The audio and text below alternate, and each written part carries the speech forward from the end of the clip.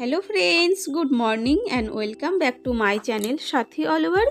আশা করি তোমরা সকলেই খুব ভালো আছো, সুস্থ আছো। আমিও বেশ ভালো আছি। আর সকালে ঘুম থেকে উঠেই দেখো কাজে হাত দিয়ে দিয়েছি। আর তোমরা তো বুঝতেই পেরে গেছো টাইটেল থাম্বনেল দেখে, আজকে আমি ডেলি রুটিন শেয়ার করছি। আজকে বৃহস্পতিবার 23শে জানুয়ারি, নেতাজি সুভাষচন্দ্র বসুর জন্মদিন। তো ঘুম থেকে উঠে দেখি কুয়াশায় ভর্তি। তো বৃহস্পতিবারের দিনকে আমার একটু খুঁটে ঝাড়ঝুট দিতে হয়। তো অন্য দিন খাটের নিচে না ঢুকলেও বৃহস্পতিবার দিন খাটের নিচে ঢুকি, খাটের নিচে মুছি, তো একটু বেশি সময় লেগে যায়। তো দেখো ঘর উঠোনটা ঝাড় দিয়ে নিলাম। ঘর উঠোন ঝাড় দিয়ে এই যে বৃহস্পতিবার দিন একটু মুছামুছিটাও একটু সুন্দর করে না করলে না ভালো লাগে না। আর আমার ছোট ছেলে কি করেছে, চক দিয়ে সারা দেওয়াল দাগিয়ে ভর্তি করে দিয়েছে সোফার মধ্যে, দেওয়ালে। তো এগুলো মুছতে আবার একটু টাইম লেগে যাচ্ছে। তো যাই হোক, এদিকে মুছামুছির কাজটা কমপ্লিট করে নিচ্ছি। ঘর উঠোনটা ঝাড় দিয়ে তারপরে ঘরটা মুছে নিলাম, দুয়ারে জল দিয়ে দিলাম। আর তারপরে চলে এলাম রান্নাঘরে। তো রান্নাঘরটাও ভালোভাবে ক্লিন করে নিতে হবে। তো রান্নাঘরটাও আমি ভালোভাবে পরিষ্কার করে নিচ্ছি। আর আজকে যেহেতু বৃহস্পতিবার, ঠাকুরের বাসন টাসনগুলোও মাজা আছে। তো দেখো রান্নাঘরটা মুছে নিলাম আর বাইরের দিকটাতেও মুছে নিলাম। পুরো ঘরটা মুছে আসতে অনেকটা সময় লেগে যায়, তবে আজকে সিঁড়িটা মুছলাম না। সিঁড়িটা মুছতে গেলে আবার অনেক টাইম লেগে যেত। তারপরে দেখো ঘরের বাসনগুলো মেজে নিচ্ছি। তো আজকে অল্প কটাই বাসন হয়েছিল, যেহেতু আগের দিন রাত্রে পিঠে খেয়েছি, তো পিঠে খেয়েছিলাম, ভাত টাত খাইনি, তার জন্য অল্প কটা বাসন হয়েছিল। আর বাসন মেজে উঠে তারপরে এই যে পাঁচিলটা একটু জল দিয়ে দিচ্ছি, কদিন একটু কাঁচা থাকতে থাকতে জল দিতে হবে। তো সকালে বিকালে দুবেলায় জল দেওয়া হয়। তো আমি বাসি নাইটিটা ছাড়ার আগেই পাঁচিলে জলটা দিয়ে দিলাম, নালে ভিজে টিজে যাবে, তার জন্য প্রত্যেক দিন তাই করি। তো জলটা দিয়ে দিলাম, তারপরে নাইটিটা ছেড়ে নিলাম। নাইটিটা ছেড়ে দেখো চলে আসলাম চা করতে। আর বাবু দেখো দুধ চা খাবে জন্য লাফাচ্ছে। আর আজকে ওকে দুধ কমপ্ল্যান গুলিয়ে দেবো না, আজকে চাই খাবে, কেননা কাজ বাজ সারতে আমার অনেকটা বেলা হয়ে গেছে।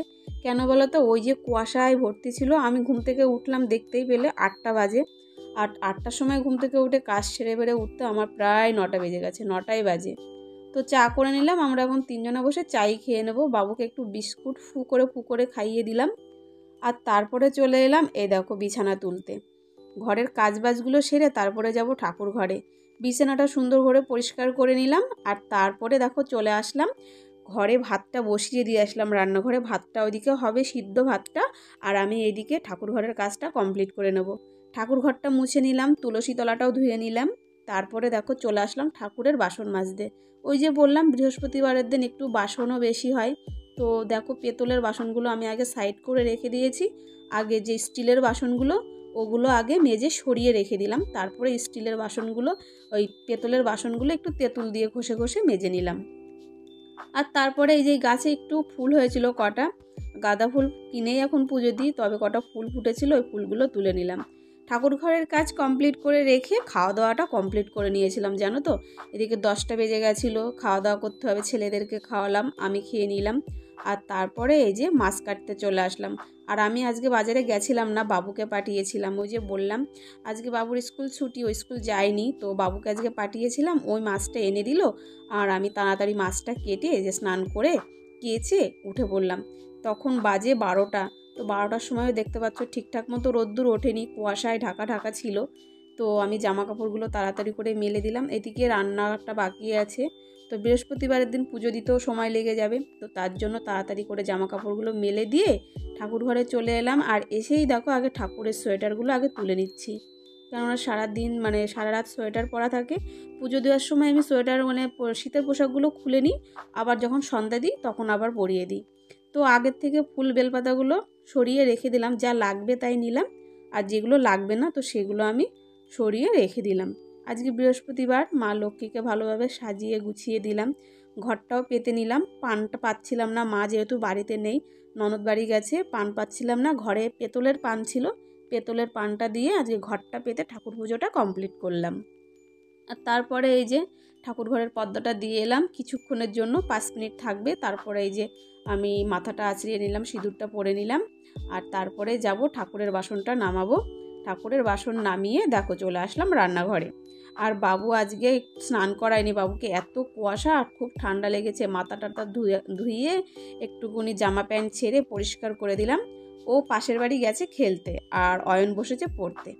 আর এদিকে আমি রান্না বসিয়ে দিলাম, হলুদ শেষ হয়ে গেছিলো, তো হলুদ তেল এগুলো ঢাললাম কৌটার মধ্যে। আর দেখো পড়তে বসেছে, আমি পড়া মুখস্থ হয় না, আমি বললাম আমার কাছে আয়, আমি রান্না করব আর দেখিয়ে দেবো। তো ওকে একটুখানি পড়াটা ধরছিলাম আর দেখিয়ে দিচ্ছিলাম। আর রান্না করতে করতেও আমার অনেকটা দেরি হয়ে গেছে, যেহেতু ভোলানাথ বাড়ি চলে এসছে কাজের থেকে। আর এসে যদি দেখে আমার রান্না হয়নি, তাহলে রান্নাঘরে চলে আসবে রান্না করতে। তো দেখো দুজনা তাড়াতাড়ি করে দুপাশে কড়াই বসিয়ে দিয়েছি, দিয়ে রান্নাটা কমপ্লিট করে নিলাম। আর আজকে রান্না করেছি পটল মাছ আর চাদা মাছ। তো রান্না বাড়া করে খাওয়া দাওয়া কমপ্লিট করে দেখো বাসন টাসন মেজে রেখে ছোটো খোকাকে পড়তে পাঠিয়েছি, ও পড়তে গেছে। আর আমি দেখো এখানে ছোট্ট ছোট্ট উনুন বানিয়েছিলাম, ছোট্ট হাঁড়ি কড়াই। তো ওই যে আমাদের পাঁচিল দিচ্ছে, অনেক সুন্দর মানে লাল লাল মাটি বের হয়েছে জানো তো। ওই লাল লাল মাটি দেখে আমি ভাবলাম বাবুর জন্য কটা খেলনা বানিয়ে দিই। তো হাঁড়ি বানিয়েছি, এই যে কড়াই বানাচ্ছি, থালা। আর উনুনটা দেখেছো, উনুনটা বড় হয়ে গেছে, ভাবছি আর একটা ছোট্ট করে উনুন বানিয়ে দেবো, যেটা এই ছোটো ছোটো বাসনগুলো নিয়ে খেলতে পারে আর কি, তার জন্য। তো আমি এগুলো একটু মাটি দিয়ে রেখে দিচ্ছি, মাটিগুলো একটু টানবে, তারপরে আবার এগুলোকে পালিশ করতে হবে ভালোভাবে। তো খেলনাগুলো দেখে তোমাদের কেমন লাগছে অবশ্যই জানাবে, ঠিক আছে। তো এইগুলো বানিয়ে আমি যা এখন তুলে রেখে দিচ্ছি, আবার এগুলো টানলে পরে এগুলোকে পালিশ করে দেবো। বাবুর খেলনার জন্য বানাচ্ছি। আর তারপরে সন্ধ্যা লেগে গেছিলো, ঠাকুর ঘরে সন্ধ্যা দিয়ে দেখো স্যুপ করতে চলে এসেছি। ভোলানাথ আসার সময় একটু টেংরি নিয়ে এসেছিলো, খাসির টেংরি। তো অনেক দিন পরে স্যুপ খাচ্ছি, আগে মাঝে মধ্যেই খাওয়া হতো। তো স্যুপটা আমি মানে ফুটিয়ে রেখে দেবো, ভোলানাথ যখন ঘুম থেকে উঠবে, বাবু পড়ে চলে আসবে, তখন ওদেরকে স্যুপটা দিয়ে দেবো। তো দেখো স্যুপটা রেডি হয়ে গেছে, অনেক দিন পরে স্যুপ খাওয়া হলো। তো স্যুপ পেয়ে বাবু খুব খুশি হয়েছে। ও তো মানে আগে যেহেতু মাঝে মধ্যে খাওয়া হতো, অনেক দিন খাওয়া হয় না। তো বন্ধুরা আজকের মতো এটুকুই শেয়ার করলাম তোমাদের সঙ্গে। আজকের ডেলি ব্লগ তোমাদের কেমন লাগলো অবশ্যই জানাবে, ভালো লাগলে লাইক শেয়ার কমেন্ট করবে। টাটা।